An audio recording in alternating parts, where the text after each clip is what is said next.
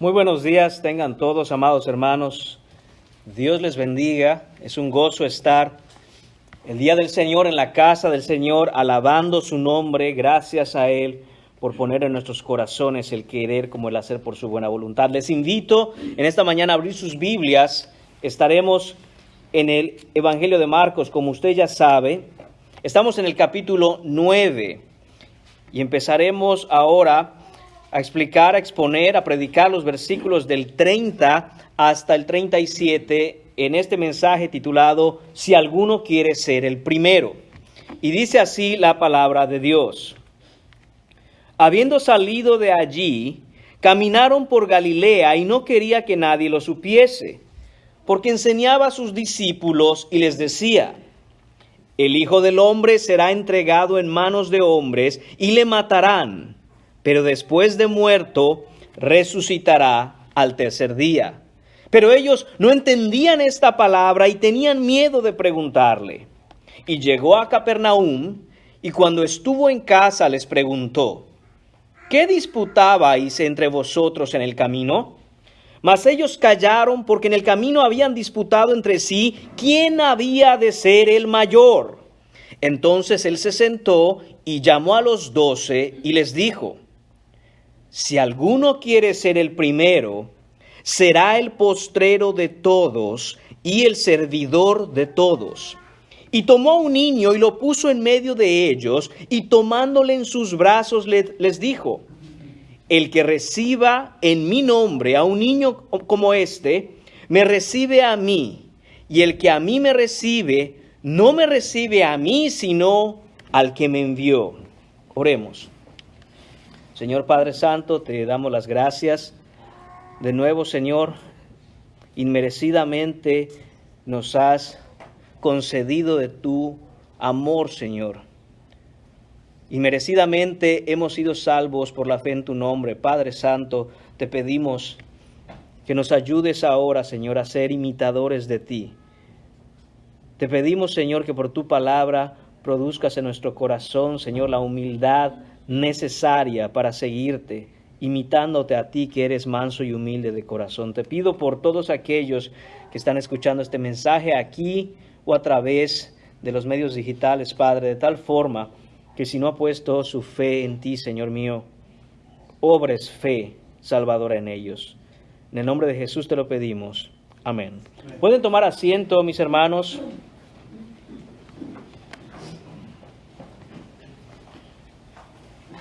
Creo que debe ser muy claro para todos que vivimos en una sociedad actualmente que está obsesionada con la grandeza. A la naturaleza humana le gusta hablar de los primeros lugares. A la naturaleza humana le gusta siempre estar concentrada en lo número uno, lo mejor. Por ejemplo, existe el libro de los récords del mundo que se publica cada año, en el que se registra quién es el mejor haciendo algo. Quizá usted lo ha escuchado, el libro de los récords Guinness. Además, en el mundo, por ejemplo, de los deportes, tanto expertos como aficionados siempre se la pasan discutiendo quién es el mejor, quién es el número uno, quién es el mejor futbolista de todos los tiempos, quién es el mejor beisbolista, quién es el número uno del mundo del tenis, etcétera, etcétera, etcétera. Asimismo, la revista Forbes cada año publica la lista de los 100 hombres más ricos del mundo. Y por supuesto, cada uno de los que están ahí se ha esforzado y quiere ser el número uno. Incluso en nuestros días se ha popularizado, al menos en inglés, quizá no lo tenemos nosotros todavía en español, pero se ha popularizado la expresión GOAT, que por sus siglas en inglés significa el más grande de todos los tiempos, the greatest of all time. GOAT. Ahora alguien puede decir fulano o perengano, ese es el GOAT, es el más grande de todos los tiempos. O alguien puede decirte, tú eres el GOAT en algo, eres el más grande de todos los tiempos. La realidad, mis hermanos, es que cuando pensamos en la idea de que alguien sea el más grande, el mayor, no nos estamos refiriendo a su tamaño, sino a su posición de importancia. Estamos hablando de su rango, de su grandeza. Y es que al decir el más grande, estamos hablando de un comparativo. Estamos comparando a este con aquel. Para ser el más grande, tienes que ser el mejor de todos en alguna cosa. Para ser el más grande es necesario hacer una comparación con alguien más, de tal manera que ese alguien con quien te estás comparando termina siendo inferior a ti. Por definición, el que no es el más grande es inferior al más grande. Y lo opuesto al más grande es alguien que va a estar siempre por debajo de aquel que se ha dicho que es el número uno. En pocas palabras, o tienes grandeza o no la tienes. Estas son algunas palabras, hermanos míos, opuestas a la palabra grandeza. Escuche: promedio, bajeza, mediocridad, ordinario, miseria, insignificancia. Esto es lo que alguien es cuando no es el más grande. En otras palabras, para la mentalidad del mundo, para la mentalidad del hombre caído, en el entendimiento común, la grandeza de uno es directamente proporcional a la insignificancia de los otros. Se es más grande cuando los otros son más insignificantes. La grandeza que el mundo propone conlleva la idea de ver a los demás como más bajos o más mediocres. El entendimiento de la grandeza natural y mundana es hacer menos a los demás y exaltarse a uno mismo, ignorando al mismo tiempo que solo hay uno que es verdaderamente el más grande de todos, y ese es Jesucristo. Esta mañana, con la ayuda del Espíritu Santo, mis hermanos, aprenderemos de la enseñanza de Jesús lo que es la verdadera grandeza, no la grandeza de la que habla el mundo. Aprenderemos que en el entendimiento bíblico, en la cosmovisión bíblica, la palabra grandeza dice mucho. Y es que la palabra grandeza para el cristiano debe ser entendida en el concepto de la honra a Dios, y que aquel que se cree grande reconoce y exalta a los demás y muere a uno mismo. Y es completamente opuesto a lo que el mundo piensa. Jesús va a dar esta lección a sus discípulos, mis hermanos, y es una de las últimas lecciones que les estará dando, pues recordemos que Él ya empezó su camino dirigiéndose a Jerusalén para morir por pecadores como tú y como yo. Y es una lección importante que también nosotros debemos aprender.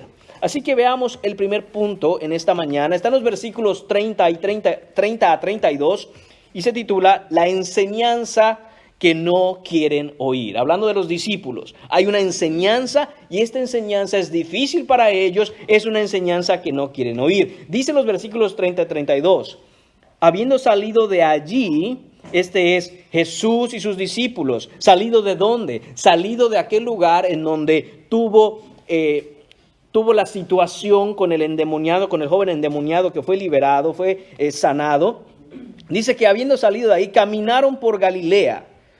Y no quería que nadie lo supiese, porque enseñaba a sus discípulos y les decía: el Hijo del Hombre será entregado en manos de hombres y le matarán, pero después de muerto resucitará al tercer día. Pero ellos no entendían esta palabra y tenían miedo de preguntarle.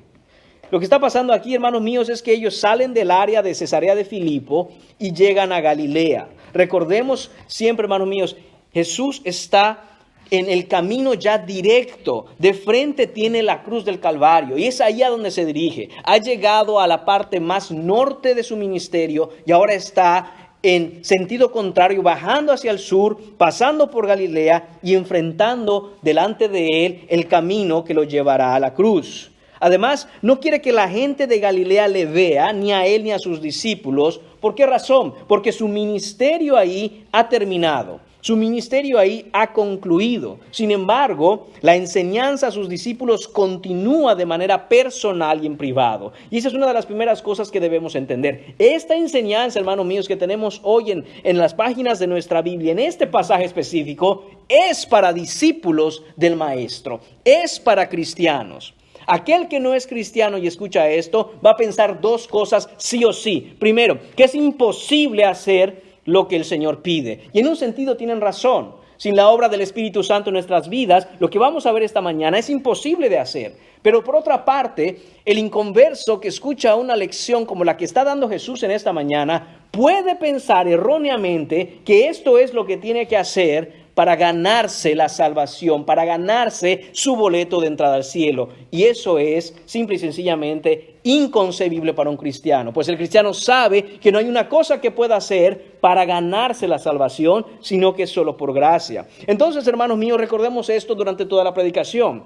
Esta enseñanza está dada en privado a los discípulos. En pocas palabras, si tú eres cristiano, tú debes prestar mucha atención a estas palabras. Y si no eres cristiano, si no has puesto tu fe en Jesucristo, presta mucha atención también. ¿Sabes por qué? Porque Jesús está diciendo que Él ha de morir por pecadores.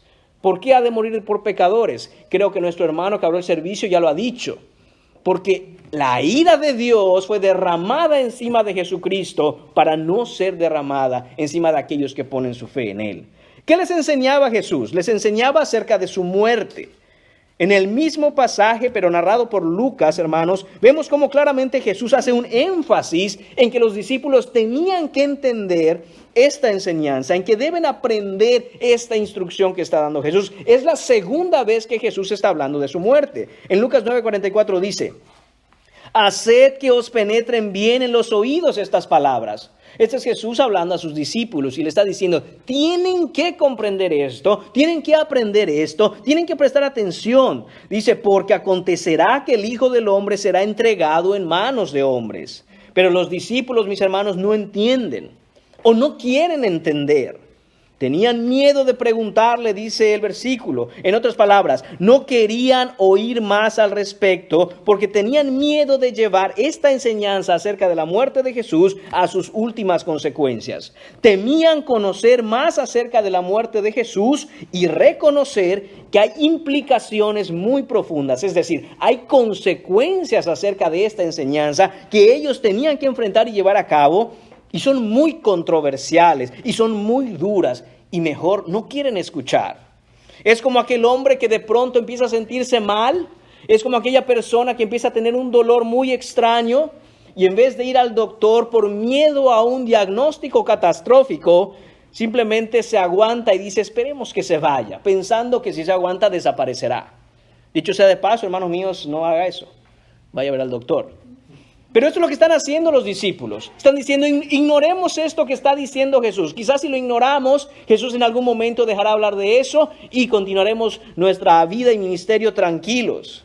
Pero no, hermanos míos, hay una gran dificultad y una gran negativa a entender esta enseñanza. ¿Pero por qué? ¿Cuál es el problema con entender esta enseñanza? ¿Por qué los discípulos están constantemente poniendo su atención en alguna otra cosa y no en prestar atención a la enseñanza sobre la muerte de Jesús? Pues hermanos, todo este conflicto en el interior de los discípulos tiene que ver directamente con la manera en que Jesús se identifica a sí mismo, especialmente cada vez que va a hablar de su muerte.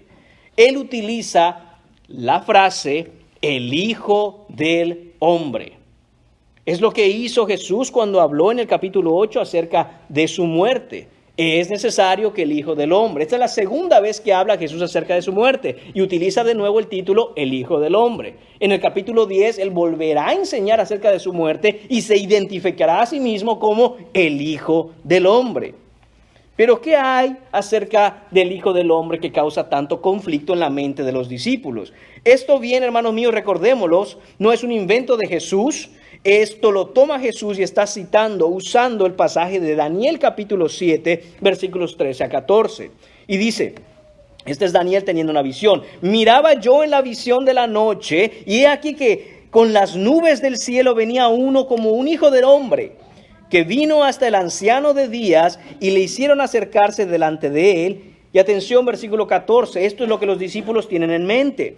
Y le fue dado dominio, gloria y reino para que todos los pueblos, naciones y lenguas le sirvieran. Su dominio es dominio eterno que nunca pasará y su reino uno que no será destruido. Es decir, hermanos míos, por un lado, los discípulos, conociendo el pasaje de Daniel, conociendo que Jesús al decirse de sí mismo, el Hijo del Hombre, está haciendo referencia a la grandeza del Mesías, a la grandeza del Hijo del Hombre y de su reino. Además, en ese mismo pasaje, hermanos, hay un contraste que hace el Señor y lo puede leer con más calma en casa, en Daniel capítulo 7. Hay un contraste que hace el profeta. Es Dios hablando a través del profeta, en donde habla de diferentes reinos que habían existido antes y los compara con diferentes bestias. Pero cuando habla del reino de Dios, dice que es el Hijo del Hombre el que va a reinar, no una bestia. Esto es, hermanos míos, para hacer una comparación con lo que es el hombre, su gloria, su reino, su dominio mundano, comparado con el reino de Dios cuando Él venga, y que el Hijo del Hombre, es decir, el Mesías, el ungido de Dios, estará como rey de todo eso. ¿Cuál es la comparación aquí, hermanos? No importa cuál sea la gloria del hombre, no importa cuán grande crea el hombre que es, comparado con el dominio del Señor, son como bestias. ¿Se imagina usted que le comparen con una bestia? Es lo que está haciendo el Señor en su palabra. ¿Dónde está la gloria del hombre? ¿Dónde están los reinos del hombre? Cuando vean mi reino y vean al Hijo de Dios como rey sobre todas las cosas, verán que esos reinos son como reinos de bestias. Es lo que está diciendo el Señor. Entonces ellos tenían, hermanos míos, este concepto claro. Tenían claramente en su mente que el Hijo de Dios, el Hijo del Hombre, reinaría sobre todos los reinos de la tierra. Pero por otro lado, Jesús, al referirse a sí mismo con ese título, no habla de grandeza, no habla de dominio. Lo que está hablando el Señor es de padecer mucho, de ser desechado, de ser entregado, de que le escarnecerán, le azotarán, le escupirán, le matarán y después resucitará al tercer día. ¿Cómo puede Jesús? Este es el conflicto que hay en la mente de los discípulos. ¿Cómo puede Jesús ser el Hijo del Hombre de Daniel capítulo 7 y al mismo tiempo dirigirse hacia la humillación y la muerte? Esas dos cosas no coinciden. El Hijo del Hombre de Daniel capítulo 7 es el Mesías, el ungido, el bendito de Dios. Pero si Jesús va a morir y va a morir en una cruz, el Señor también dice en su palabra: maldito aquel que muere en un madero. ¿Ven el conflicto que hay en la mente de los discípulos? ¿Cómo puede ser que Jesús se identifique con el Hijo del Hombre de Daniel y al mismo tiempo la palabra de Dios dice que aquel que muere en un madero es un maldito? Gálatas capítulo 3, versículo 13. Cristo nos redimió de la maldición de la ley, hecho por nosotros maldición, porque está escrito: maldito todo el que es colgado en un madero. Y Pablo lo que está haciendo en la carta a los Gálatas es simplemente citar lo que ya había sido escrito en Deuteronomio capítulo 21, versículo 23. Dice: no dejaréis que su cuerpo pase la noche sobre el madero, sin falta lo enterrarás el mismo día, porque el colgado es maldito de Dios. Esto es, hermanos míos, el conflicto de los discípulos y no quieren abordar el tema. No quieren entrar en detalles ni en profundidad acerca de lo que Jesús está enseñando. Sin embargo, la respuesta a esta pregunta, hermanos, es la base de la enseñanza del pasaje en esta mañana. Eso es el fundamento de lo que quiere enseñar Cristo. Y los discípulos quieren evitar el tema. Lo que los discípulos todavía no saben, lo que los discípulos aún les cuesta comprender y aceptar, es que el reino de Dios opera y funciona de una manera completamente diferente a los reinos del mundo. Y hermanos míos, eso también tenemos que entender nosotros hoy. En muchas ocasiones queremos traer a la vida cristiana la manera en que opera el mundo y decir, bueno, bajo la lógica del mundo, quiero recibir bendiciones espirituales, quiero ser el hijo de un rey, entonces soy un príncipe porque no vivo como un príncipe. ¿Ha escuchado usted antes ese argumento? Las personas que piensan que los cristianos deben vivir como príncipes porque son hijos del rey, están trayendo su mentalidad intoxicada de la manera en que el mundo vive a la iglesia, al reino espiritual, al reino de Dios. Y eso no funciona así. Ciertamente, si hemos venido a creer en Cristo Jesús, hemos sido hechos hijos de Él, adoptados por su gracia. Y en ese sentido, por supuesto que somos hijos del Rey de Reyes y Señor de Señores, hermanos míos, pero no olvidemos que el Rey de Reyes y Señor de Señores murió en una cruz y es ahí en donde está la grandeza. Y esa es la grandeza de las que le quiere hablar Jesús, no de las grandezas del mundo. En el reino de Dios, antes de descansar en el trono, hay que cargar la cruz. El honor y la gloria vienen solo después de la humillación y el quebrantamiento. El que quiera reinar con Él, mis hermanos, tiene que morir a sí mismo y resucitar en Él. Pero ellos no entienden esto y encima de todo tienen miedo de preguntar. Aunque Jesús sí tiene una pregunta para ellos. Y eso nos lleva al punto número 2 de nuestro sermón esta mañana. La pregunta que no quieren responder. Hemos visto ya la enseñanza que no quieren oír. Ahora veremos la pregunta que ellos no quieren responder. Versículos 33 y 34. Y llegó a Capernaum, este es Jesús junto con ellos, y cuando estuvo en casa les preguntó, ¿qué disputabais entre vosotros en el camino? Mas ellos callaron, porque en el camino habían disputado entre sí quién había de ser el mayor. Esto es, hermano mío, llegaron a Capernaum. Si usted recuerda, en Capernaum está la casa de Pedro. Y ese fue el centro, la base de operaciones del ministerio de Jesús mientras estaba en Galilea. Pero recordemos también que su ministerio ahí ha acabado, ha concluido prácticamente. No hay más enseñanzas públicas en Galilea, no hay más enseñanzas públicas en Capernaum. Y entonces llegan a casa.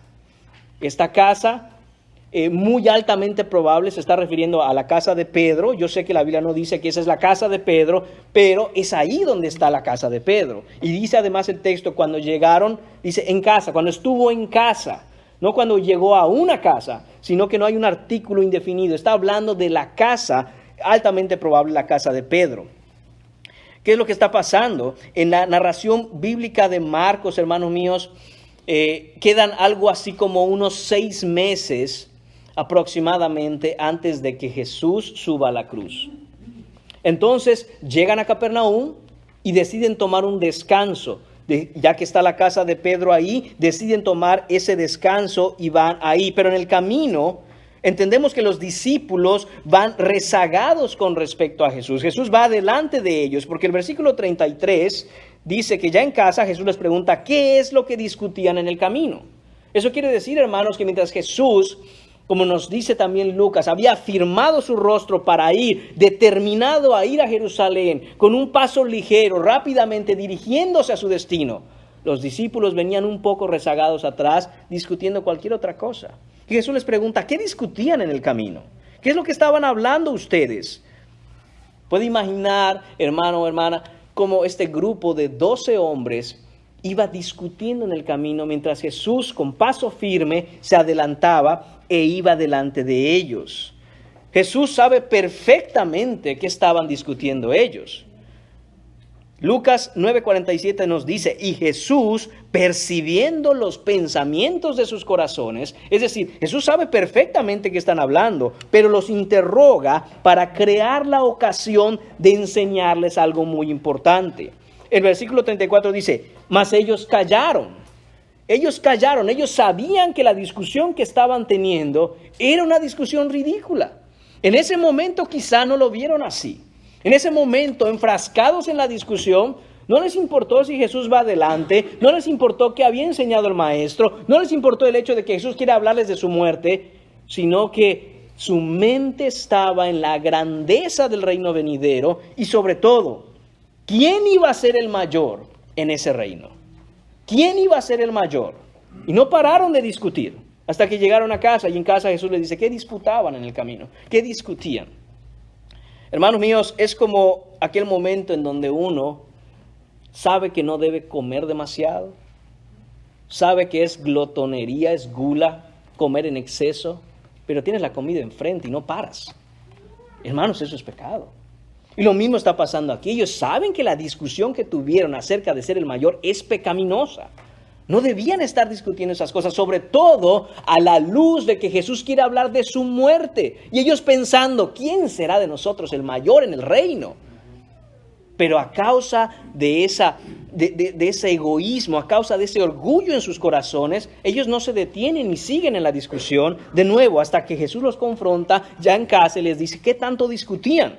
Ellos callan porque en el camino habían disputado entre sí quién había de ser el mayor. Hermanos míos, mientras que Jesús quiere que ellos vean la grandeza de su sacrificio en lugar de pecadores, ellos querían poner su atención en la grandeza de los primeros lugares que ocuparían en el reino. Jesús quería que ellos entendieran los sufrimientos y los padecimientos y las aflicciones y aún su propia muerte. Y ellos estaban hablando muy enfrascados con saber más sobre la grandeza y la gloria que recibirían. Después de todo, son los 12 íntimos de Jesús, por lo menos 11, porque sabemos que uno lo traicionaría. Pero ellos están enfrascados en esto, diciendo, si va a haber un reino tan grande como nos dice Daniel capítulo 7, bueno, nosotros somos los 12 más cercanos a Jesús. Nosotros somos los 12 íntimos, los favoritos. No anda con ningún otro, solo con nosotros. Recibimos la enseñanza directa de Jesús. Ya me imagino a Pedro diciendo, bueno, muchachos, yo no sé, pero se dan cuenta que como que yo soy el líder aquí. Yo no sé qué discutían, hermanos, pero la Biblia nos dice quién iba a ser el mayor. Eso discutían. Las palabras exactas no las tenemos, pero eso es lo que discutían. Hermanos, y qué fácil es ser distraído por los sueños de grandeza y reconocimiento. Qué fácil es hacer oídos sordos a la enseñanza más importante del Evangelio a causa de perseguir nuestras propias ambiciones. Esto es lo que hacían los discípulos. Hermanos, ¿y cuánto nos parecemos a esos discípulos? Somos más parecidos a esos 12 de lo que creemos. Los discípulos son incapaces de asimilar y entender la enseñanza de Jesús porque sus mentes y sus corazones están concentrados en sí mismos. Y así muchos llegan a la iglesia hoy a escuchar un mensaje directamente de la palabra de Dios, pero les cuesta trabajo recibir la enseñanza de Cristo por la Escritura porque están cegados al Señor a causa de mirarse a sí mismos. Es que a mí no me gustó lo que se me dijo. Yo pensé que me iban a decir que todo va a ir bien en mi vida y que voy a ser muy grande. Es que yo pensé que me iban a ayudar a resolver este problema. Es que yo pensé que aquí, es que yo. Y lo que Jesús dice es, quite su mirada de usted. Quite completamente su mirada de usted y escuche la enseñanza que Jesús quiere darle. Hermanos míos, es el orgullo de estos hombres que había imposibilitado su entendimiento para comprender la enseñanza de la verdadera grandeza en el sacrificio de Cristo Jesús. Esto es lo que dice la Biblia, hermano. Sí, pero esto es lo que quiero yo. Esto es lo que enseña la palabra de Dios, hermano. Sí, pero es que eso es lo que yo no necesito eso. Yo necesito otras cosas. Usted no entiende. Bueno, yo solo abro la Biblia y le digo lo que está ahí. Si tiene un problema con lo que dice la Biblia, el problema no es conmigo, hermanos, el problema es con Dios. Vaya usted con el autor que escribió el libro y pase su queja a ver qué le dice. Hermanos míos, tenemos que quitarnos el orgullo y tenemos que venir delante de Dios y decirle, Señor, tu siervo escucha, habla. No se trata de decir al Señor, Señor, te voy a decir qué necesito y qué quiero. Quiero saber cuándo voy a ser el número 1 en esto. Yo quiero saber cuándo voy a tener aquello. Yo quiero saber cuándo vas a quitar este problema de mi vida. Yo quiero hacer yo, de nuevo, el yo siempre puesto delante del Señor, como si Él fuera el que tiene que servirnos a nosotros. Hermanos, recuerde esto. Jesús vino en forma de siervo, pero no es sirviente de nadie. Él es el Señor. Él es el Señor, hermanos. Van por el camino tras Jesús sin entender que hay que tomar la cruz. Esto es lo que están haciendo los discípulos. Siguen a Jesús sin entender que hay que ir a la cruz. Y nosotros no debemos hacer lo mismo que ellos hicieron. Eso es un error. No debemos ir tras de Jesús ignorando que lo que debemos hacer es tomar nuestra cruz y seguirle. Ante la enseñanza bíblica, Muchos hacen oídos sordos, ponen su atención en otra cosa y discuten, piensan, razonan, argumentan, se las ingenian y toman decisiones para lograr ser los mayores, los más prósperos, los más cómodos, los más esto, los más lo otro, los más. Quieren ser en realidad el centro de atención. ¿Se da cuenta usted que esto sucede en muchas iglesias, hermanos? Y la exhortación no es para otras iglesias, es para nuestra iglesia. Nunca debemos venir y pensar que el centro de atención somos nosotros. El centro en esta iglesia, el centro en nuestra congregación, en el domingo, en el día del Señor y la alabanza es para Él. Él es el centro. No yo, no usted. No venimos diciendo, pero es que lo que yo quiero. Algo muy curioso que pasa es que a veces salen personas y dicen, a mí no me gustó la alabanza. Pues qué bueno, porque no era para ti, era para el Señor. Y si a Él le agrada, gloria a Dios. Nosotros no pensamos en lo que te agrada a ti, porque este servicio es para el Señor. Él es el centro, su palabra es el centro, no nosotros, hermanos. Así todos nosotros, hermanos míos, luchamos con esto. No estoy diciendo que hay alguien que no tenga en su corazón o en su carne orgullo. Somos orgullosos por naturaleza. Somos así porque el pecado nos ha arrastrado desde el jardín del Edén a ponernos en primer lugar. Por naturaleza buscamos los primeros lugares. Por naturaleza pienso que solo yo tengo la razón y los demás están equivocados. Por naturaleza la causa de mis problemas es el otro, no yo. Por naturaleza, Dios es el que me tiene que entender. Es que me tiene que entender. Dios entiende. Claro que Dios entiende. Ese no es el problema. El problema es si estamos entendiendo nosotros. Siempre que hay un conflicto entre dos personas, no importa quiénes sean, pueden ser un conflicto con el compañero de trabajo, puede ser un conflicto con alguien que conoce, con un familiar o aún con su cónyuge.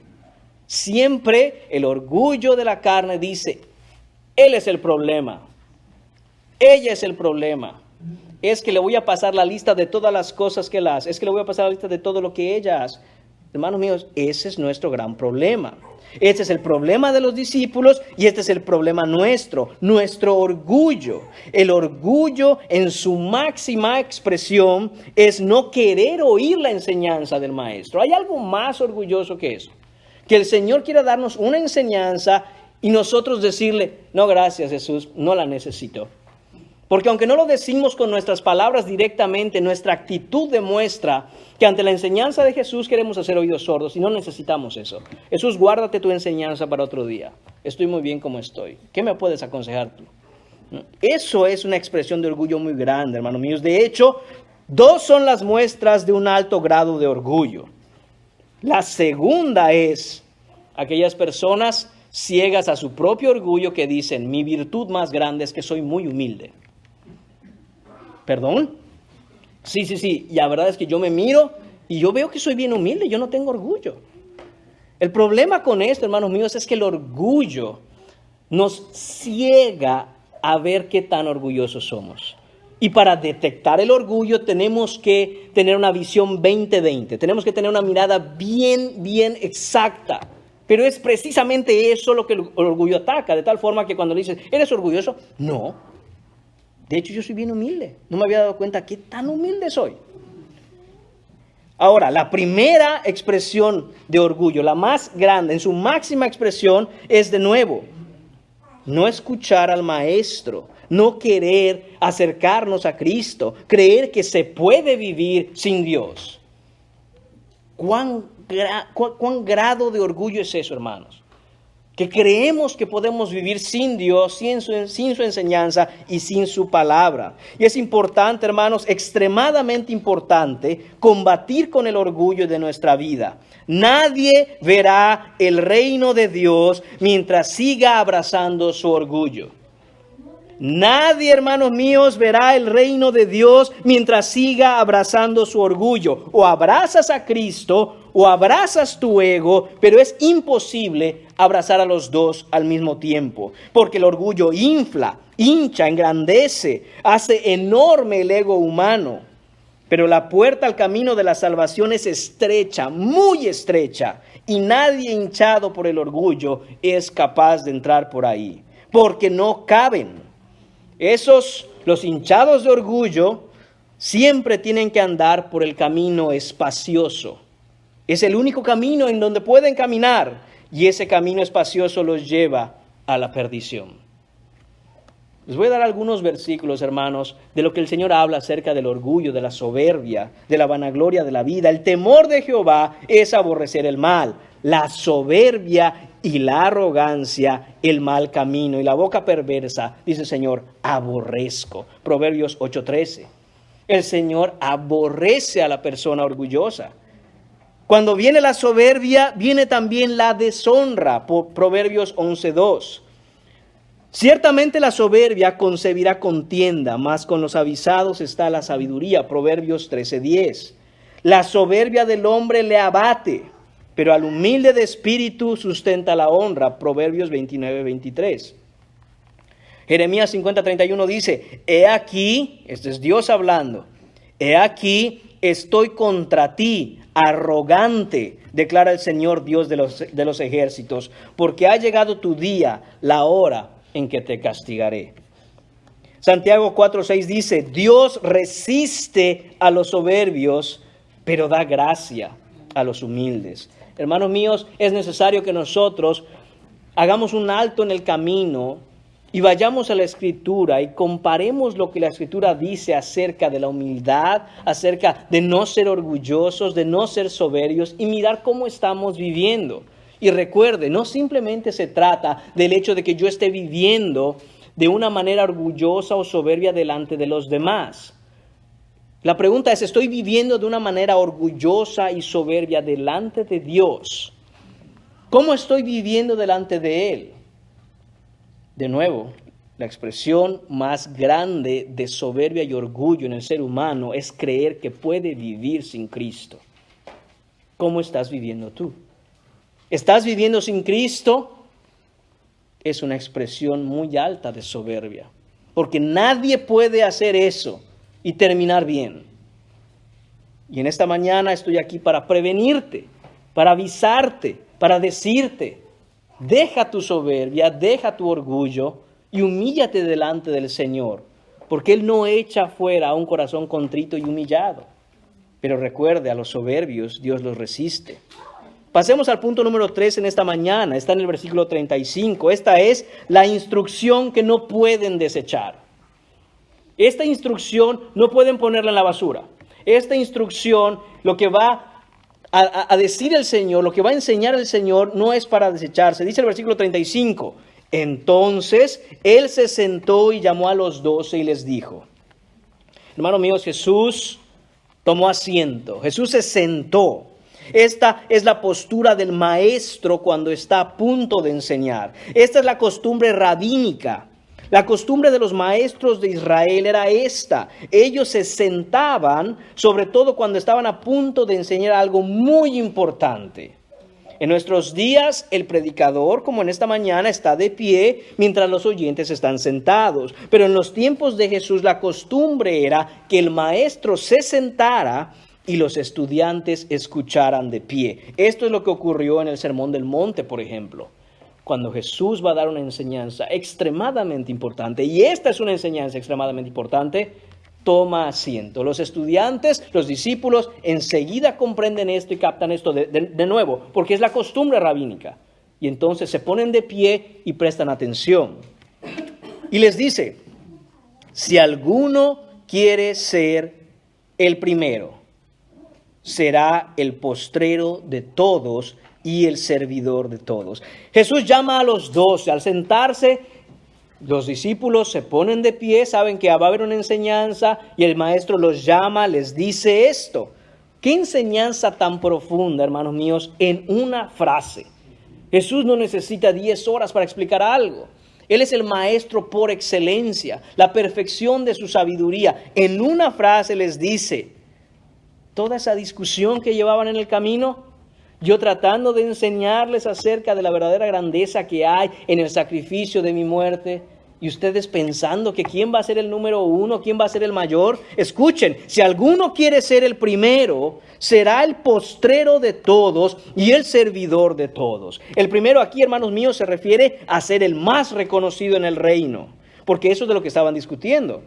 Se refiere a ser el primero en posición, el primero en importancia, el primero en cargo, en categoría, el primero en prestigio, el primero en posición, el primero en título. Eso quieren ustedes, les dice Jesús. Pues escuchen, si alguno quiere ser el primero, será el postrero de todos y servidor de todos. Debemos dejar claro, hermanos míos, que este deseo que tienen los discípulos de ser el número uno, de ser el primero, no es algo reprochable. Es decir, no es algo que esté mal en sí mismo. No es algo que no debamos buscar. No es algo que no debamos hacer. Jesús no les está diciendo, pues muy mal por estar tratando de ser el primero. No, la enseñanza de Jesús dice, si alguno quiere ser el primero, es decir, qué bueno que quieran ser el primero. Eso es bueno. Eso es muy bueno, de hecho. El problema es, ¿en qué cosa quieren ser los primeros? ¿En qué cosas ustedes están pensando y discutiendo que serán los primeros? ¿Se imaginan, hermanos míos, qué sería si nos conformáramos con ser los peores cristianos de nuestra iglesia? Jesús no está reprochando el querer ser el número uno o ser el primero. ¿Se imaginan qué sería y de qué manera honraríamos a Dios si dijéramos, no, yo de los discípulos, aunque yo sea el peorcito allá, mientras yo esté entre ellos? ¿Cómo traería esto honra al Señor? El Señor, de hecho, desea que nosotros cultivemos nuestro deseo de ser los número uno, los primeros. El cristiano tiene que tener esa mentalidad. ¿Pero en qué? Ese es el punto. Jonathan Edwards, hermanos, el famoso predicador puritano del gran despertar americano de principios de 1700, escribió a los 18 años de edad. Algunos por aquí ya pasamos de eso por bastante tiempo. Pero yo sé que hay algunos jóvenes aquí. Y tomen de ejemplo a este hombre, al predicador Jonathan Edwards. 18 años tenía este hombre y escribió 70 resoluciones, es decir, 70 propósitos para su vida. Y la número 63 dice, en el supuesto de que no hubiera sino un individuo en el mundo que fuera apropiada y completamente un cristiano en todo aspecto y quisiera que el cristianismo siempre brille con su verdadero esplendor siendo excelente y amable desde cualquier punto de vista y carácter que se le analice, estoy decidido a luchar con todas mis fuerzas para yo ser ese uno, para yo ser el número uno que viva en mi tiempo. Hermanos míos, en otras palabras, él dice, yo quiero ser el cristiano número uno de mi generación. Eso es lo que puso Jonathan Edwards en su mente. Y hoy podemos ver que si no lo cumplió, por lo menos, wow, cómo impactó, hermanos míos, la cultura. Dios a través de él impactó la cultura y la sociedad de los Estados Unidos. Y a eso se le llamó el primer gran despertar. Es decir, hermanos míos, que este hombre a sus 18 años resolvió ser el cristiano más parecido a Cristo de su generación. Y cada uno de nosotros, seamos hombres o seamos mujeres, debemos ponernos el firme propósito de cada día ser más como Cristo. Tenemos que ponernos el firme propósito de parecernos a Jesús. Lo que Jesús está diciendo aquí, hermanos míos, no es una amonestación, no es un regaño, no es un reproche, porque están buscando ser el número uno, sino que es una instrucción. De nuevo, ¿querer ser el número uno? ¿El número uno en qué, muchachos? ¿El número uno en posición? Eso están discutiendo. Ok, el número uno, eso está bien. En posición, eso no es correcto. Y es lo que va a hablar ahora el maestro. Jesús está redirigiendo lo que pudiera tomar un rumbo equivocado. No se trata de dejar de querer ser el primero, sino del correcto entendimiento de qué es ser el primero en el reino de Dios. El Señor dice y les explica, si alguno quiere ser el primero, será el postrero de todos. Atención, y el servidor de todos. Hermano mío, ser el último, ser el postrero, no significa ser el peor. El ser el último no significa deficiente o poco. Ser el último no significa defectuoso o escaso, sino que Jesús nos dice lo que es en realidad ser el último, ser el postrero, en las palabras finales de este versículo. Dice, el servidor de todos. El servidor de todos. El servidor debe tener una disposición humilde, una actitud de mansedumbre, un carácter de sencillez. Debemos hacer una aclaración aquí que me parece pertinente, hermano mío, sobre todo nosotros como pueblo hispano que somos. Humildad muchas veces se usa en nuestro hablar corriente, en nuestro hablar cotidiano como sinónimo de pobre. No sé si usted ha escuchado esto a alguien decirlo, o usted mismo lo ha dicho, yo de manera personal lo he usado. Y es que tal y tal persona, estas personas de esta familia, esta mujer, este hombre, son muy humildes, decimos, son muy humildes. Y entendemos en el contexto, hermanos míos, que estamos hablando de su escasez económica. Pero mis hermanos, realmente la Biblia no conecta la condición económica de ninguna manera con la humildad. Es decir, hay personas que no tienen casi nada y son muy orgullosos. Mientras que por otro lado pueden haber personas que tienen abundancia de muchas cosas y ser sencillos. Así que quitémonos, hermanos míos, un poco esa idea de que humildad está conectada al hecho de la escasez económica. Ciertamente, hermanos, hay una lucha en aquel que tiene abundancia para no amar lo que Dios le ha dado. Pero eso de ninguna manera significa que el que no tiene, automáticamente porque no tiene, ya es humilde. No, hermanos. La mayoría de las personas luchamos con el orgullo de una u otra manera, sea que tengamos o que no tengamos. Nunca el orgullo, hermanos míos, hace una distinción de clases sociales. Todos vamos a tener una lucha constante contra el orgullo. Hermano mío, la grandeza del servidor, lo que está explicando Jesús aquí, la grandeza del servidor no está en la importancia de su posición externa, sino en la sencillez de su disposición interna, es decir, la condición de su corazón. Y eso es lo que está causando en los discípulos un impacto grande. ¿Por qué? Porque ahora este es un cambio radical en el orden de los valores que propone el mundo, donde ellos han crecido y donde nosotros hemos crecido. Esta instrucción es un terremoto que echa por tierra las aspiraciones de grandeza de los discípulos. Y espero sea un terremoto a las aspiraciones de grandeza que tengan ustedes. Si ustedes aspiran a la grandeza que este mundo les ha enseñado a que deben buscar, Jesús dice hoy, no, eso está mal. Eso no te va a llevar a ningún lado. No es por ahí en donde vas a encontrar el gozo. No es ahí donde vas a encontrar la satisfacción que tu alma necesita. No es en buscar la grandeza de este mundo.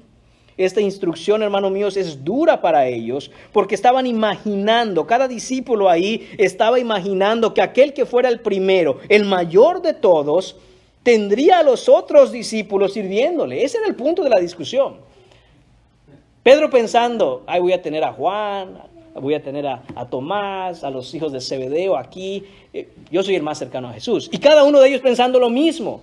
Yo voy a ser el que esté al lado de Jesús. Yo voy a ser el mayor y voy a tener aquí a estos hermanitos míos a mi servicio. Eso es lo que estaban pensando, hermanos. Y ahora Jesús, con esto que les dice, ha derribado por completo toda esa idea. Ellos imaginaban que estarían a cargo dando órdenes a los demás, pensaban que los otros serían sus asistentes, pensaban que los otros iban a estar listos a escuchar las órdenes del mayor.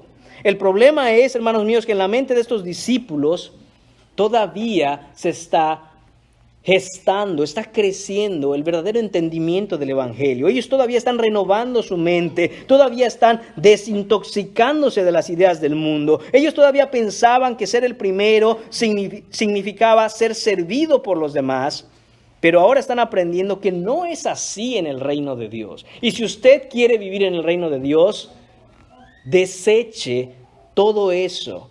No es así como se vive en el reino. Y no deseche la enseñanza que Jesús está dando. Dice el pastor Josías Grauman, y cito, en nuestra sociedad hoy en día creemos que mientras más autoridad ganas, más gente mandas. Pero en la Biblia, mientras más autoridad tienes, más pies lavas. Cierro cita. ¿Estamos listos para ser grandes en el reino de Dios? Prepare sus manos porque hay muchos pies que lavar. Prepárese a servir porque hay muchos que necesitan asistencia, necesitan ayuda. Y esto es lo que está expresando Jesús. Así que Jesús, hermanos míos, les está enseñando a sus discípulos, no es el título, no es la posición, no es que tú tienes mucha autoridad y los demás te van a servir. Eso que tienen en mente no es verdad. Qué bueno que quieran ser el número uno. Qué bueno que hay en ustedes un ánimo, un ímpetu, unas ansias de ser los primeros. Continúen con esas ganas. Es más, cultiven esa pasión que tienen por ser los número uno. Pero no para ser servidos, sino para ser servidores. Para buscar estar siempre al servicio de sus hermanos. Yo creo que yo les preguntaría a los discípulos si yo estuviera ahí. Como espectador, ¿verdad? Porque qué duras enseñanzas daba el maestro. Muchachos, ¿cómo están de ganas de ser los número uno ahora?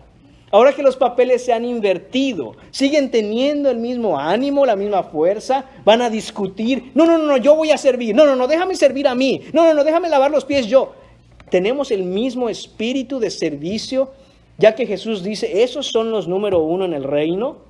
¿O decimos, así que chiste? Hermanos, debemos reevaluar lo que nosotros estamos trayendo al reino con nosotros y echar fuera aquello que no pertenece al reino. Y una actitud de querer ser el número uno para ser servido no entra en el reino. La actitud siempre es en qué puedo servir. No en qué me puede dar el reino, sino cómo voy a yo servir en el reino. Usted sabe que mucha gente abandona la iglesia porque dices que no recibí lo que debían darme. Y uno dice, pregúntale a Cristo si Él recibió de ti lo que tú debías darle a Él. Porque esa no puede ser una excusa para decir yo ya no soy cristiano o yo ya no vengo a la iglesia. Más bien nosotros debemos pensar siempre, ¿cómo mi vida, la que Él compró y pagó con su sangre en la cruz, que ahora le pertenece al Rey, está siendo usada para su gloria? ¿Qué estoy haciendo yo para avanzar el reino? Esa es la actitud que Jesús quiere que tengamos. ¿Cómo estamos de ganas de ser el número uno, mis hermanos? El primero tiene que ser el postrero. El mayor debe servir al menor. Un servidor es quien está atento a las necesidades de otros. Un servidor ha perdido el sentido de su propia importancia y busca cumplir, quiere hacer la voluntad de su Señor. Un servidor es quien se da a sí mismo e invierte en los demás. Un servidor es quien se sacrifica por los otros. Un servidor es quien asume con mansedumbre, de manera voluntaria, el asistir a sus hermanos desinteresadamente. Un servidor es aquel que ha llegado tan bajo, pero tan bajo, que no hay nadie que le sirva a Él, sino que Él sirve a todos. Un servidor está listo y dispuesto a morir por los demás. En este sentido, hermanos míos, ese servidor que acabo de describir, ese es el mayor y número uno, se llama Jesucristo. Solo Él es el número uno. Y esto es lo que quiere el maestro que sus discípulos entiendan. ¿Discuten quién es el mayor? ¿No les ha quedado claro que el mayor soy yo? Ahí estaba el problema de toda la discusión, hermanos. Que no habían entendido que en sus mentes su atención había salido, su mirada la habían apartado de Jesús, y obviamente, viéndose los unos a los otros, discutamos quién es el mayor. Y esto pasa todo el tiempo entre nosotros, hermanos míos. Cuando decimos, ven a Cristo en arrepentimiento y fe, porque eres pecador. Bueno, yo soy pecador, pero Él es más pecador que yo. Yo no estoy tan mal. Acabas de apartar tu mirada de Cristo, y obviamente podemos entrar en una discusión como los discípulos discutían quién es el mayor. No, pero es que Juan hace esto, Juan erró aquí, Pedro ¿se acuerdan cuando lo reprendió el maestro? Él no puede ser el primero. De nuevo, yo no sé qué palabras decían en esas discusiones, hermanos, pero una cosa es clara. Habían apartado sus ojos, su mirada del número uno, del mayor que es Cristo. Y entonces todo se convierte en una discusión. ¿Quién es el mayor? Jesús quiere que entendamos, hermanos míos, que Él es el mayor. Y en Mateo 11:29 nos da la clave, nos dice cómo nosotros podemos ser humildes y servidores. Dice Él, llevad mi yugo sobre vosotros y aprended de mí, que soy manso y humilde de corazón. Escuche la palabra, aprended de mí. ¿Cuál era el problema? Que no querían escuchar la enseñanza. ¿Qué dice Jesús? Tienen que aprender de mí. ¿Cuál es entonces la exhortación para nosotros en esta mañana? Aprendan de mí, dice Jesús. Aprendamos, hermanos míos, de lo que enseña la palabra. No ande buscando en el mundo qué enseña el mundo para ser el número uno, o ser próspero, o avanzar en la vida, o lograr sus metas. ¿Qué importa eso? Usted se va a morir, no se va a llevar nada de este mundo. Usted lo sabe. Entonces, si lo sabe, es necio seguir ese camino. Deje ese camino y aprenda de Jesús. Él es manso y humilde de corazón. La humildad que necesitamos para vivir nuestras vidas cristianas, hermanos, esa actitud interna en nuestro corazón, esa disposición que nosotros debemos buscar siempre, está dada simple y sencillamente y únicamente, de hecho, en la realidad de que nosotros somos servidores del Maestro. Nosotros no somos los señores. Solo Cristo puede obrar en nosotros la gracia salvadora de Dios por fe en Él, en el poder de su Santo Espíritu. ¿Cómo vamos nosotros a ser transformados, hermanos? ¿Cómo nosotros vamos a venir delante de Dios un día? ¿Con nuestro orgullo, nuestra soberbia? No. ¿Y cómo podemos ser entonces transformados? ¿Por nuestras propias fuerzas? No, porque si así fuera, entonces ya estaríamos transformados. Hermanos míos, solo lo podemos hacer si aprendemos de Él. ¿Y dónde vamos a aprender de Él? En la Biblia, en su palabra, en la Escritura. Si usted está aprendiendo de la Escritura, si usted está aprendiendo la palabra de Dios estará formando a Cristo en usted. Pero si usted no está en las cosas del Señor, si usted no está leyendo su Biblia, si no está orando, si no está estudiando, si no está meditando, eso no va a ocurrir por arte de magia.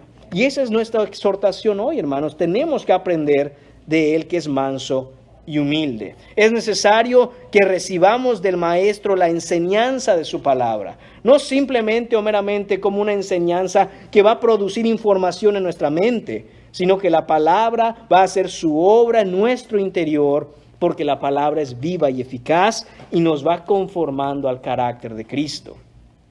Por último, el punto número 4, la ilustración que no pueden confundir. Jesús no solo da la instrucción, no solo da una enseñanza y les dicen, bueno muchachos, ya les dije, sino que como buen maestro que es, ahora va a usar un ejemplo, una ilustración. Y esta ilustración no la pueden confundir, es clara, es directa. Ellos la iban a entender, versículos 36 y 37. No solo les está explicando quién es el primero, sino que ahora les muestra exactamente cómo es un servidor y cómo uno puede ser un servidor como aquel del que él está hablando. Dice el versículo 36, y tomó a un niño y lo puso en medio de ellos. Este niño está en la casa, porque están en casa. Como hemos dicho, muy probablemente es la casa de Pedro, por lo tanto, muy probablemente este niño es hijo de Pedro. De nuevo, no tenemos el versículo que lo diga, pero podemos asumir que altamente probable es el hijo de Pedro, porque ¿qué otro niño estaría en casa de Pedro? ¿Qué tal si tuvo un invitado? Bueno, quizá. El punto es, hermanos míos, que hay un niño en la casa y Jesús lo toma. Además, este niño es un niño pequeño, porque dice el texto que lo tomó en sus brazos. No era un niño de 10 años, era un niño pequeño. No sabemos si era un niño bebé, o sea, un bebecito, tuviera 2, 3, no lo sé, pero era un niño que él podía abrazar en sus brazos. Y entonces Jesús toma al niño en sus brazos y así con el niño en sus brazos continúa con su enseñanza poniéndoles este ejemplo. Les dijo, el que recibe en mi nombre a un niño como este. Imagínense a esos 12 hombres ahí. Jesús estaba sentado, pero ahora se levanta, toma al niño, lo abraza y sigue su enseñanza mirando a sus discípulos y les dice, el que recibe a un niño como este, y lo tiene en sus brazos. Esa es una ilustración bien clara, bien directa. No es que los discípulos tenían que imaginarse, ¿cómo será un niño como cuál? No, tiene ahí al niño Jesús y le dice, como este que está aquí. Y es que, hermanos míos, un niño en la época bíblica, en el Nuevo Testamento, un niño, ¿quién era un niño en ese tiempo? Hermanos, un niño no tenía ningún tipo de importancia. Un niño no tenía ningún tipo de valor, excepto para sus padres, por supuesto. Pero en la sociedad, un niño ni siquiera era contado como parte de la población. Un niño era simplemente una propiedad de alguna manera de los padres. De hecho, los judíos no consideran a una persona como parte de la sociedad hasta que se convierte en hombre, si es un varoncito, y es a los 12 años. Antes de los 12 años, un niño es un niño. Cumple 12 años, hay una ceremonia en donde ahora ese niño es un hombre. Y de nuevo, esto conecta con lo que hablábamos el domingo pasado. En la mente bíblica, en la cosmovisión bíblica, en la mente judía, no hay adolescencia. Eres un niño y te vas preparando para que un día seas un hombre. No hay una etapa en donde estás medio niño, medio hombre. No, se te educa a ser niño y a someterte a tus autoridades. A los 12 años se hace una ceremonia, eres un hombrecito. Y tienes las responsabilidades de un hombrecito. Entonces, hermanos míos, este niño lo tiene en brazos. Y ellos entienden que cuando Jesús les dice a un niño como este, es decir, sin ningún valor, sin ninguna importancia, no hay nada que ellos hayan logrado. Un niño en donde usted al servirle o hacer algo por él, usted no va a recibir algo a cambio. Un niño es completamente dependiente. Si usted tiene hijos, lo sabe perfectamente. Y si no, vaya haciéndose la idea que cuando los tenga, ese niño necesita todo y el responsable es usted, no el niño. Entonces Jesús pone a este niño y les dice, el que reciba, esto es, se refiere a que cualquiera de ellos que está ahí, al que sea de ustedes que lo reciba, a cualquiera de los discípulos que tienen ahí, y desde luego por extensión eso aplica a cualquiera de nosotros hoy. Dice, el que lo reciba, la palabra recibir aquí quiere decir, el que le dé la bienvenida, el que sea hospitalario con él, el que esté dispuesto a proporcionar sustento y ayuda a él, el que asista a las necesidades propias de un niño. Es decir, ropa, alimento, cuidados, atenciones. Si se enferma, medicamentos, doctor. Usted no puede tener un niño y simplemente dejarlo desatendido. Hay que estar pendiente de él en todo. Ese es el punto que quiere hacer Jesús aquí. Si ustedes están listos para hacer todo esto por un niño, es decir, usted no va a recibir ninguna recompensa por servir a un niño. ¿Qué le va a dar el niño a cambio? No tiene nada que darle y sin embargo usted debe hacerlo. El punto, hermanos míos, es entender que no hay ni beneficio, ni recompensa, ni ningún tipo de reconocimiento. No hay ningún tipo de honra en la sociedad por servir a un niño. Imagínese a estos hombres. Imagínese estos hombres ahí escuchando la ilustración que pone el maestro. Estos hombres en su mayoría fuertes, bruscos, toscos, son pescadores, hombres que han crecido en una sociedad y un mundo en el que se les anima y enseña a buscar honor, respeto, importancia, reconocimiento y posición social por el número de personas debajo de ellos sirviéndoles. Jesús les dice, la verdadera grandeza está en tener un corazón manso y humilde que es capaz de servir aún al más bajo de todos, como este niño que tengo en mis brazos. Eso es lo que está enseñando Jesús aquí. Hermanos míos, muchas veces, y específicamente voy a hablar ahora a mis hermanos que están aquí, y si eres varón, esto va para ti. Tú aprendiste a ser hombre, entre comillas, por lo que el mundo te enseñó. Pero la Biblia dice que si quieres aprender a ser un hombre como Dios mira a un hombre, tienes que aprender a ser como Jesús, porque Él es el hombre perfecto. Cuando tus ojos están puestos en a ver cómo son los hombres del mundo y tú copiar, imitar, hacer como ellos hacen, tú estás haciendo una caricatura de lo que es ser un hombre. Pero cuando tú miras a Cristo y cada vez te esfuerzas por parecerte más a Él, entonces te estás convirtiendo en un verdadero hombre. Y esto va para todos, hermanos. Los que tenemos 80, 70, 60, 50 años, 40, 30. Pero sobre todo para los jóvenes que van creciendo, ¿qué van a hacer el día de mañana? ¿Cómo van a ser hombres? Tienen que ser hombres por mirar al hombre perfecto que es Cristo Jesús. Y padres, de nuevo, la responsabilidad está en nosotros, sobre todo si tiene varones. Le está enseñando a ser un hombre, mirando a Cristo y decir, mira cómo es Cristo, que así es como tienes que ser, porque eso es ser un hombre. Todo lo demás es caricatura. Todo lo demás no tiene ninguna importancia. Hermanos míos, cualquiera de los discípulos ahí tenía bien claro y no iba a tener ningún problema en entender que debe servir a su Señor. Pero ahora Jesús va más allá que eso y les dice, deben ser capaces de servir a un niño, como si lo estuvieran haciendo al servicio a mí, como si lo estuvieran haciendo para su Señor. Todo servicio que hacemos a otros hermanos, queridos hermanos, lo hacemos para honrar a Dios, lo hacemos para la gloria del Señor, porque el Señor dice, el que hace eso me recibe a mí. El servir a los demás hermanos debe ser siempre hecho con los ojos puestos en Jesús. El Señor se identifica tanto con su pueblo, con sus hijos, que dice, cuando alguien está al servicio de uno de mis hijos, es como que me lo hagan a mí. Piense eso como padre o como madre. Cuando le hacen algo a su hijo que es indebido, es como que me lo están haciendo a mí. Y aún peor, porque tal vez a mí te la paso, pero con mi hijo, con mi hija es diferente. Bueno, lo opuesto está diciendo aquí el Señor, y también es cierto. Cuando alguien sirve a alguno de nuestros hijos, cuando alguien quiere a uno de nuestros hijos, cuando alguien estima, cuida y tiene algunas muestras de cariño para con nuestros hijos, ya se ganó mi corazón. Es como que me lo está haciendo a mí. Y esto dice Jesús.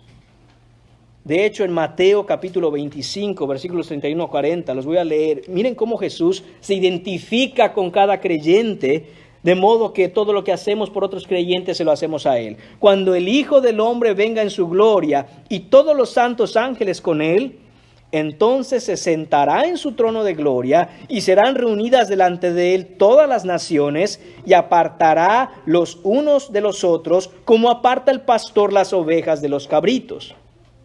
Y pondrá las ovejas a su derecha y los cabritos a su izquierda. Entonces el rey dirá a los de su derecha, venid benditos de mi Padre, heredad del reino preparado para vosotros desde la fundación del mundo. Porque tuve hambre y me disteis de comer, tuve sed y me disteis me disteis de beber. Fui forastero y me recogisteis. Estuve desnudo y me cubristeis. Enfermo y me visitasteis. En la cárcel y vinisteis a mí. Entonces los justos le responderán diciendo, Señor, ¿cuándo te vimos hambriento y te sustentamos, o sediento y te dimos de beber? ¿Y cuándo te vimos forastero y te recogimos, o desnudo y te cubrimos? ¿O cuándo te vimos enfermo o en la cárcel y vinimos a ti? Y respondiendo el rey les dirá, de cierto os digo que en cuanto lo hicisteis a uno de estos mis hermanos más pequeños, a mí lo hicisteis. Hermanos míos, es increíble la manera en que Jesús se identifica con su pueblo como si su pueblo fuera él mismo. ¿Recuerdan cuando Pablo está persiguiendo a la iglesia? Y camino a Damasco se aparece el Señor. ¿Y qué le dice el Señor? No le pregunta, Pablo, ¿por qué estás persiguiendo a la iglesia? Dice, ¿por qué me persigues, Pablo? Jesús se identifica plena y completamente con su pueblo. Él está completa y plenamente identificado y unido a cada creyente en el reino de Dios, de tal manera que cuando servimos a otro hermano, por pequeño que éste sea, desde la perspectiva divina, es como si le estuviéramos sirviendo al mismo Jesucristo. El grupo de creyentes es el cuerpo de Cristo, mis hermanos. Nosotros como iglesia somos el cuerpo de Cristo. Cada creyente es parte del cuerpo de Cristo y todo servicio que se hace a favor, aún del más pequeño de los creyentes, es a Jesucristo a quien se le hace. Y dice además el Señor, y el que a mí me recibe, no me recibe a mí, sino al que me envió. La idea aquí, mis hermanos, es que aquel que puede amar hasta el más pequeño de sus hermanos, aquel que puede servir hasta el menor de los creyentes, muestra que verdaderamente ama y sirve a Jesucristo. Y el que ama y sirve a Jesucristo es porque ama a Dios al Padre. El pastor Paul Washer dijo alguna vez que la manera en que nosotros medimos nuestro amor por los hermanos no es amando al hermano que más fácil amamos, al que es más fácil de amar, sino amar a aquel que es el más difícil de amar. ¿Y por qué es más difícil de amar? Probablemente porque es el que todavía está creciendo en fe, es el más pequeño, hay inmadurez en él quizá. Dice a veces algunas cosas que dices, hermano, eso ni está en la Biblia. Pero hay que tener paciencia. Hay que tener un corazón de amor y decir, hay que amar a mis hermanos. Es fácil amar a ciertos hermanos y es un poco más difícil amar a tus hermanos. Pero piense no en quiénes son más difíciles de amar o quiénes son más fáciles de amar. Piense si usted está siendo esa persona a quien es fácil de amar porque usted está al servicio de Cristo. Ese es el que debería ser su enfoque.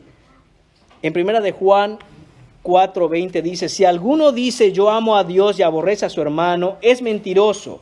Pues el que no ama a su hermano a quien ha visto, ¿cómo puede amar a Dios a quien no ha visto? Esto es claro, hermanos míos. Filipenses 2:3, nada hagáis por contienda o por vanagloria, antes bien con humildad, estimando cada uno a los demás como superiores a sí mismo. Entonces, hermanos míos, usted sabe que no estamos en una iglesia en donde acostumbremos a decir, mira al que está a tu lado, dile tal y no sé qué tanto. Esas cosas simplemente no están bien en un servicio. Pero es necesario que pensemos en quien tenemos al lado en esta mañana. No sé quién tengas a tu derecha y a quién tengas a tu izquierda. Pero ¿piensas en esa persona como superior a ti mismo? ¿O ves a que tienes al lado, a tu derecha, a tu izquierda y dices, bueno, la verdad es que yo creo que soy superior a él? Entonces, cuidado con el orgullo. Porque claramente la Escritura nos enseña a que debemos considerar a todos como superiores a nosotros mismos. Ese es el corazón del siervo. ¿Y dónde debe empezar esto, mis hermanos? Debe empezar en los que tenemos a nuestro alrededor. Tiene que empezar en aquel lugar en donde el Señor te ha puesto, primeramente en tu familia, en donde pasas más tiempo. Debes servir a tu cónyuge, a tu esposo, a tu esposa, a tus hijos. Y después eso se va a ver impactado en tu servicio en la iglesia. Y después la iglesia va a impactar la sociedad en la que está. Porque si no empieza ahí, mis hermanos, entonces no estamos haciendo nada. Primera de Corintios 15:58 dice, hermanos míos amados, estad firmes y constantes, creciendo en la obra del Señor siempre, sabiendo que vuestro trabajo en el Señor no es en vano. Esto no es fácil.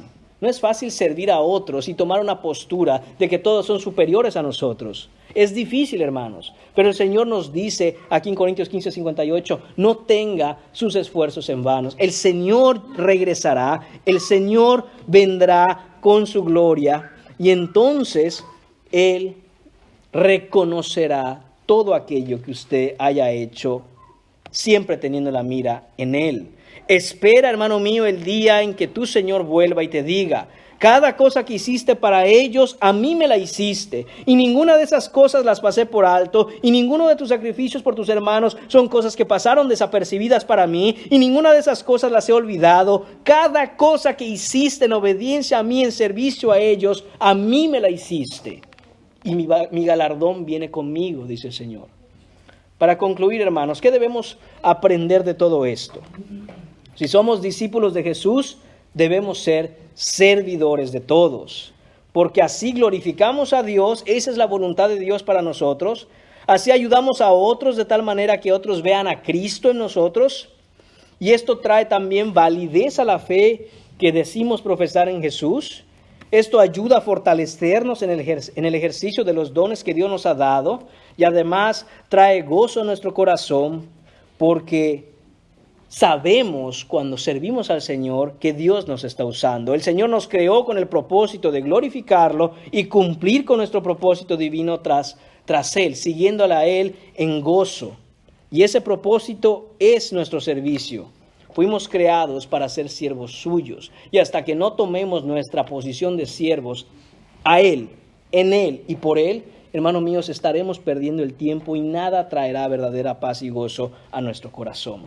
Pero todo esto es imposible hacerse sin Cristo.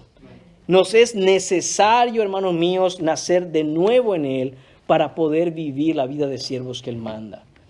No pensemos por ningún momento que Jesús está enseñando, haga todo esto para ganar su salvación. Por el contrario, si usted ha sido salvo, Cristo mora en usted por el poder del Espíritu Santo y es a través de Él que estas cosas pueden ser hechas. De otro modo, hermanos míos, es imposible. De tal manera que si no has puesto tu fe en Jesucristo, hoy debe ser el día en que la pongas. Es necio continuar en la soberbia, en la arrogancia y el orgullo de nuestro corazón de querer hacer una vida apartados de Dios, como si supiéramos lo que hacemos. Reconozcamos, hermanos míos, que nadie aquí sabe lo que está haciendo muy bien. No sabemos qué va a pasar mañana y en muchas ocasiones estamos enfrentando decisiones que no sabemos tomar y decimos, Señor, ayúdame. Pero no debe ser solo en esos momentos en donde clamemos al Señor por su ayuda, sino que debemos venir a Él para que una vez en arrepentimiento y fe en Él, nosotros tengamos tranquilidad y paz de saber que Él es el pastor que guía nuestros pasos. Oremos, hermanos míos. Señor Padre, te damos las gracias por este tiempo y te damos las gracias por tu palabra. Te pedimos, Señor, que nos ayudes a desarrollar un corazón humilde, un corazón de siervo, un corazón sin orgullo, Señor. Sabemos que batallaremos con el orgullo mientras estemos en la carne. Pero, Señor, permítenos por tu gracia imitarte, ser como tú, aprender de ti que eres manso y humilde. Te lo pedimos en el nombre de tu Hijo Jesús. Amén.